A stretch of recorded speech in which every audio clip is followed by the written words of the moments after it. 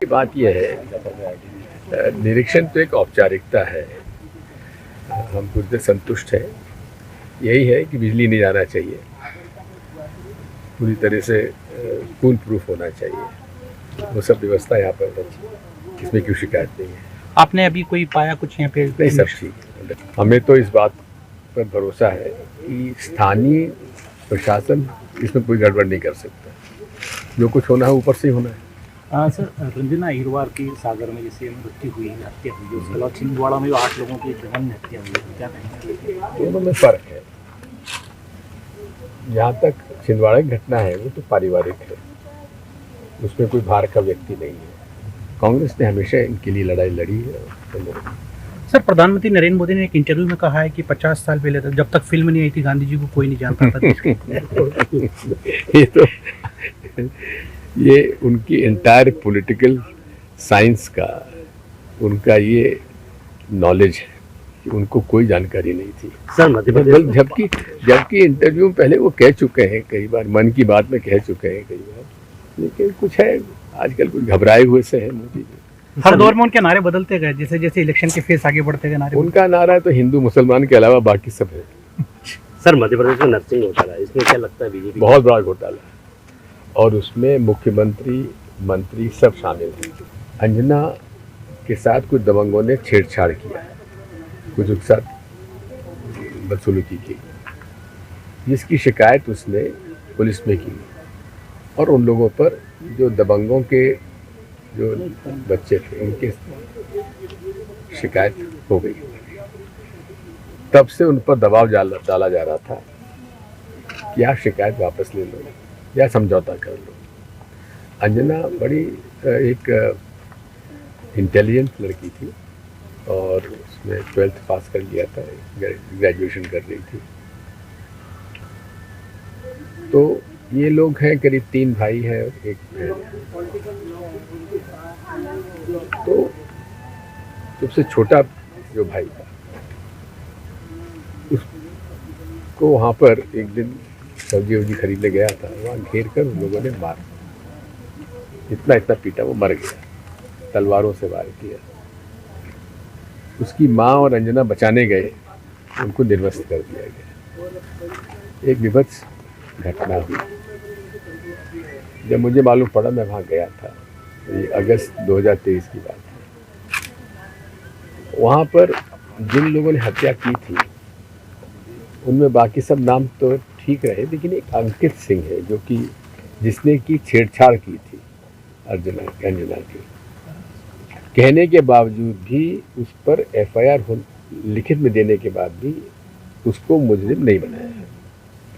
बाकी लोगों को बाकी लोगों को जेल भेज दिया गया, जमानत नहीं हो पाई।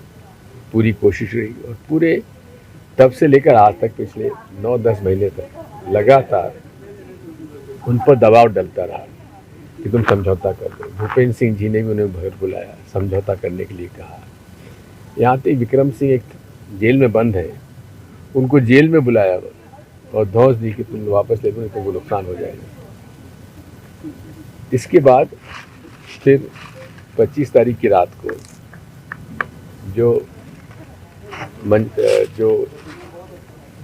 उनका चचा है रामचंद्र अहिरवार, जो कि उसमें गवाह है, जो कि नितिन लालू अहिरवार की हत्या का, उसको सब बुलाया, समझौता करो। बयान चालू होने वाले थे अदालत में 3-4 दिन के अंदर। वहाँ पर जाकर उसकी हत्या कर दी गई। हत्या करने के बाद उसका पोस्टमार्टम हुआ सागर में। जब उसकी बॉडी वापस आ रही थी तो अंजना उस गाड़ी में बैठी। अंजना गवाह भी थी, उसकी माँ भी गवाह, 3 गवाह थे इस केस में, जो ओरिजिनल नितिन उर्फ लालू अहिरवार के मर्डर में। रामचंद्र को मार दिया। अब एक अचानक की खबर हमारे पास आती है कि अंजना के का भी इंतकाल हो गया, उसकी डेथ हो गई। ये अजीब बात हुई, भाई ये क्या हो रहा है। फिर मैं गया वहाँ पर, पता लगाया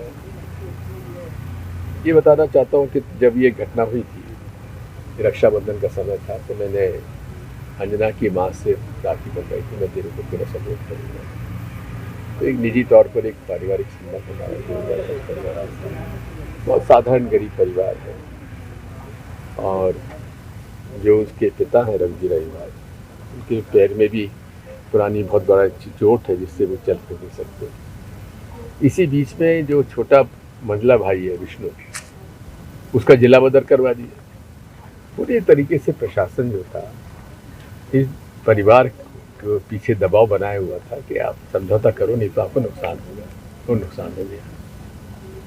ये दबंगों का इतना आतंक है सागर संभाग में, और प्रशासन कुछ कर नहीं रहा है। अगस्त 2023 से लेकर अब तक अनेक शिकायतें की गई, हमको धौंस दी जा रही है, हमको मारने की धमकी दी जा रही है, लेकिन कई शिकायतों के बावजूद भी मुकदमा दायर नहीं हुआ। जबकि SC/ST एट्रॉसिटी एक्ट में साफ है कि तत्काल FIR दर्ज करके इन्वेस्टिगेशन होना चाहिए, और यदि कोई पुलिस अधिकारी इसमें FIR दर्ज करने नहीं करता है या लेतलाली करता है या सीरियसली केस को नहीं लेता है, तो वो भी जुर्म का भागीदार बन जाता है। लेकिन लगातार शिकायत करने के बाद भी मुकदमा दायर नहीं करना भी एक अपराध है।